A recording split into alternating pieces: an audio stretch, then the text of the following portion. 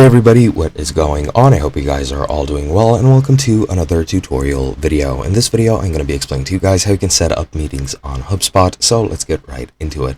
Now, for this, we're going to be using the meeting scheduler, which is located in the library section, and then the second option from the top. So just go there, press meeting scheduler, and then click get started if you don't have any meetings. I'll set it up myself since I want to set everything myself, and this is just a sample meeting if you want, and you can access this and change it if you want to as well. Now you can also create a scheduling page if you want, which I'll do. Click on create scheduling page.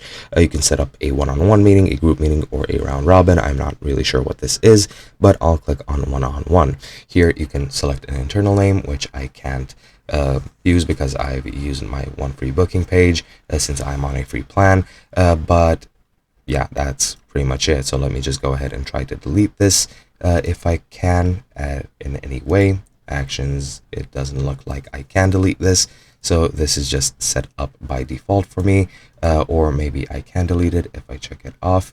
It looks like that is not possible, but yeah, pretty much to set up your own meetings, you can just go click create scheduling page and schedule a meeting from there, or you can use this here meeting to, well, set up meetings for yourself and other people.